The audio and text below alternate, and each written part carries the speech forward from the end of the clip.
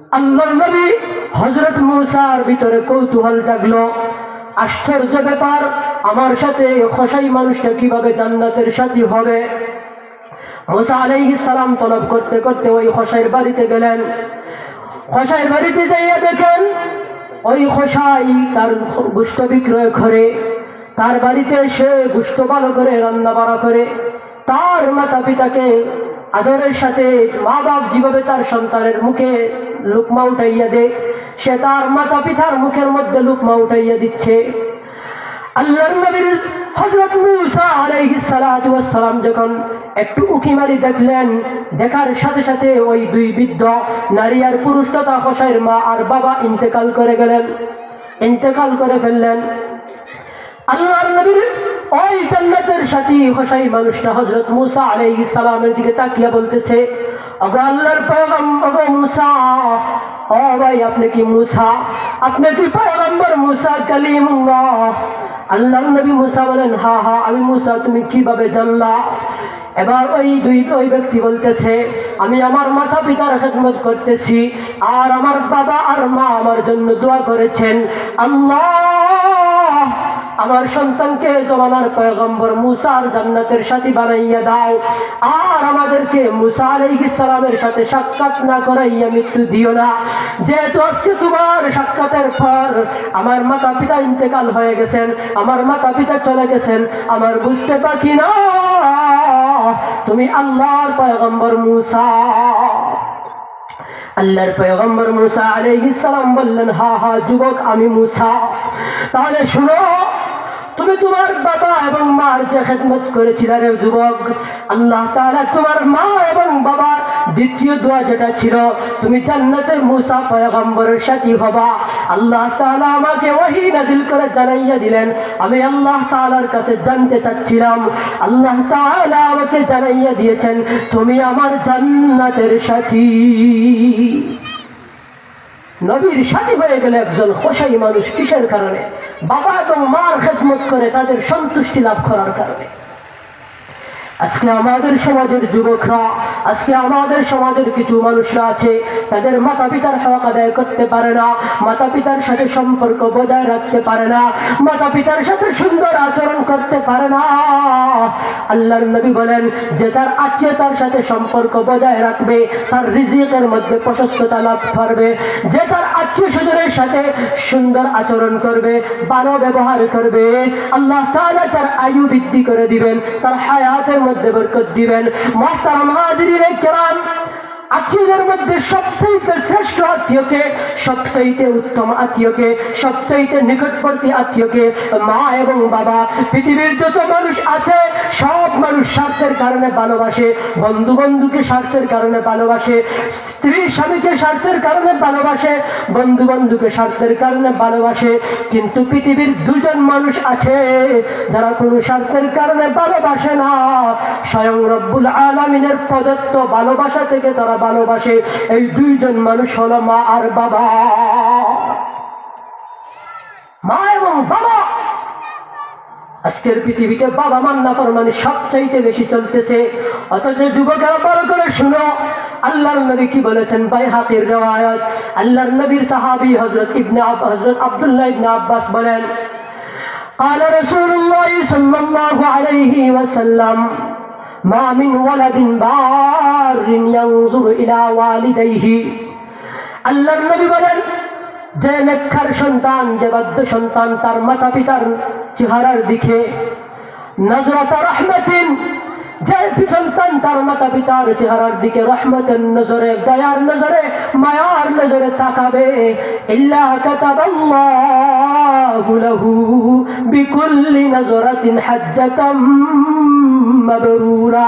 নবী আলাইহিস সালাম বলেন, তার প্রত্যেকটা নজরের বিনিময়ে, তার প্রত্যেকটা চাওয়ার বিনিময়ে আল্লাহ রাব্বুল আলামিন তার আমলনামাত কবুল হজের সওয়াব দিবেন। সাহাবায়ে কেরামরা বলেন, ক্বালু ওয়া ইন্না যারা কুল্লা ইয়াউমিন মিআতা মাররাতিন। ওগো আল্লাহর নবী, যদি সন্তান 100 বার প্রতিদিন তাকায় তাহলে কি 100 বার তাকে হজের সওয়াব দেওয়া হবে? আল্লাহর নবী বলেন ক্বালা নাআম আল্লাহু আকবার ওয়া আতিয়াবু।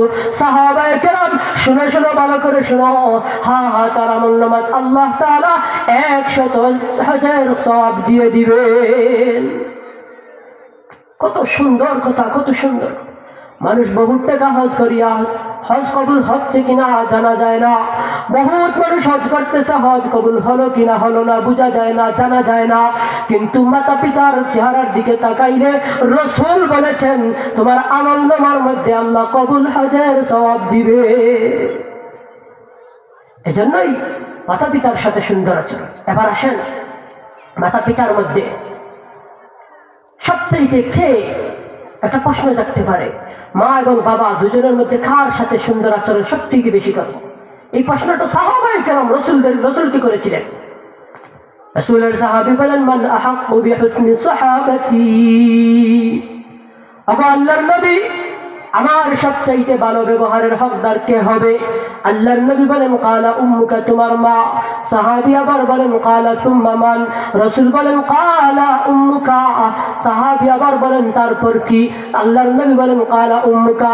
অতঃপর আল্লাহর নবীর সাহাবী বলতেছেন ইয়া রাসূলুল্লাহ তারপরে আমি কার খিদমত করব, কার সাথে সুন্দর আচরণ করব, ভালো ব্যবহার করব? আল্লাহর নবী বলেন তোমার বাবা। মুহাদ্দিসিনে কেরামরা বলেন এই হাদিসের মধ্যে কেন আল্লাহর নবী 3 বার মার কথা বললেন? মুহাদ্দিসিনে কেরামরা আল্লাহর কোরআনের একখান আয়াতের দিকে তাকিয়ে বলেন, আল্লাহর কোরআনের একখান আয়াতের দিকে গবেষণা করে বলতেছেন যেহেতু মা 3টা কষ্ট অতিরিক্ত করেছে, যেহেতু মা 3টা কষ্ট এক্সট্রা করেছে, যে কষ্টটা বাবা করে নাই, আল্লাহ নিজেই বলতেছেন হামালাতহু উম্মুহু কুরহা ওয়া ওয়াদাআতুহু কুরহা ওয়া হামলুহু ওয়া ফিসালুহু 30 শাহরা। আল্লাহ বলেন তোমার মা তোমাকে গর্ভের ধারণ করেছে অত্যন্ত কষ্টের সাথে, তোমার মা তোমাকে প্রসব করেছে অত্যন্ত কষ্টের সাথে, তোমার মা তোমাকে দুধ পান করাছে অত্যন্ত কষ্টের সাথে। যে 3টা কষ্ট তোমার মা করেছে সেই 3টা কষ্ট তোমার বাবা করে নাই।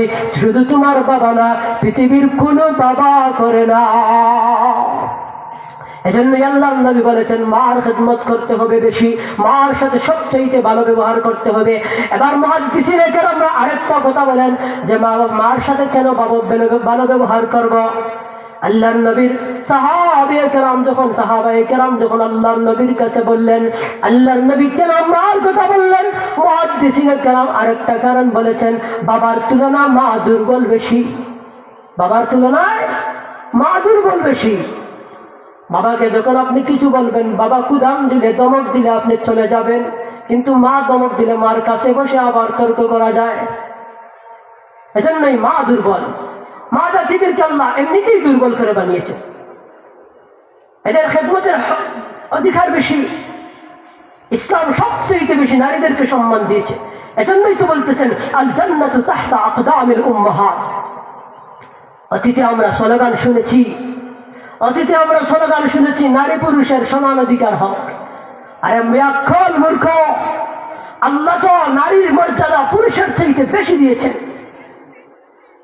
আল্লাহ নবী পুরুষের চাইতে নারীদের মর্যাদা বেশি দিয়েছেন। বলতেছেন নারীর পায়ের নিচে সন্তানের বেস্ট।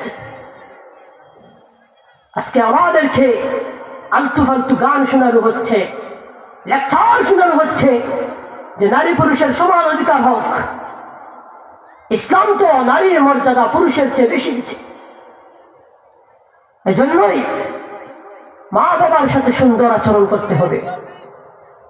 আজকের পৃথিবীতে সবচেয়ে বেশি মাতা পিতার সাথে নাফরমানি করা হচ্ছে।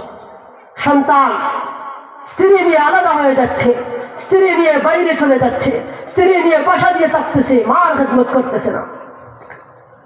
অথচ মার খেদমত কত দামি জিনিস। এই পৃথিবীতে যত মানুষ যত বড় হয়েছে ইতিহাস তালাশ করেন, আব্দুল্লাহ ইবনুল মুবারক মার দোয়া হয়েছেন, ইমাম বুখারী মার দোয়া হয়েছেন, ইমাম মুসলিম মার দোয়া হয়েছেন। এই জমানার সবচেয়ে বড় বড় বুজুর্গ যারা মাতা পিতার দোয়ার বদৌলতে হয়েছে।